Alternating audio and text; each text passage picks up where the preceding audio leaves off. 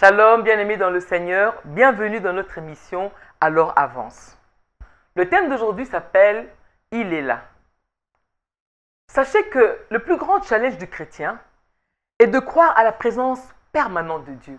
Souvent, à cause des difficultés, à cause des tempêtes de la vie, à cause des périodes troubles, souvent on croit à un éloignement divin. On a difficile à croire que ce Dieu-là est là avec nous chaque jour. Et pourtant, il est là. Souvent, malheureusement, on se croit seul et abandonné. Et malheureusement, à cause de ces choses, nous sombrons dans des sentiments négatifs et malheureusement, ça fait baisser notre foi. Sachez que ces choses-là, bien aimés, c'est l'œuvre de l'ennemi. De nous maintenir dans ce genre de mentalité où on croit que Dieu est éloigné de nous. Ça ne peut pas être ainsi. Retenons qu'il est là, il est présent avec nous au quotidien. On a des deuils, on a des difficultés, on a plein de problèmes. Mais il n'a jamais abandonné son peuple. Alors nous allons lire un verset dans la Bible. Nous utilisons souvent la Bible second 21. Alors nous allons prendre dans le passage de 2 Rois 6, les versets 15 à 17. Je lis au nom de Jésus-Christ. Le serviteur de l'homme de Dieu se leva de bon matin pour sortir de la ville et il vit qu'une troupe la cernait avec des chevaux et des chars.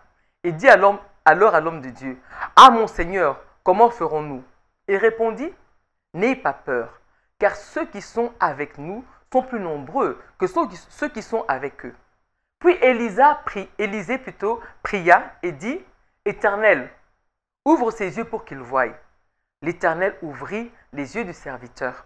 Et il vit la montagne pleine de chevaux et des chars de feu tout autour d'Élisée. Amen.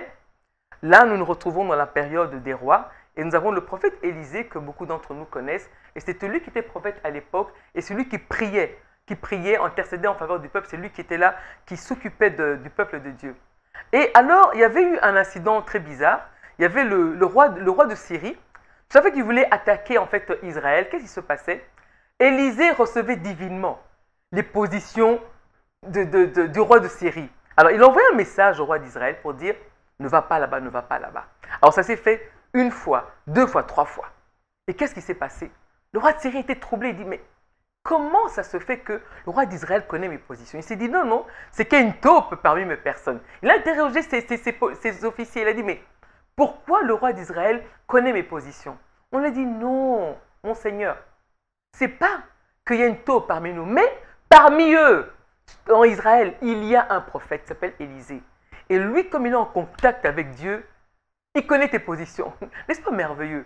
Que l'ennemi sache que dans l'autre camp, il y a des gens qui craignent Dieu. Il y a des gens qui sont en contact permanent avec Dieu. Amen. J'aimerais qu'on vive ça de nos jours. Qu'on sache que là-bas, il y a un oint de Dieu qui est en contact avec Dieu et qui peut directement nous donner les messages divins.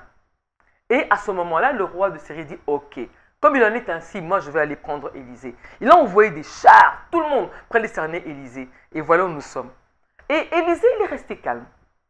Son serviteur était agité, il se dit « Mais mon Seigneur, on est cerné partout, qu'est-ce qu'on va faire ?» Élisée est resté calme, il a dit « Non, ceux qui sont avec nous sont plus grands que ceux qui sont avec eux. » Et l'Éternel lui a ouvert les yeux. Il a vu la montagne plein de chars de feu.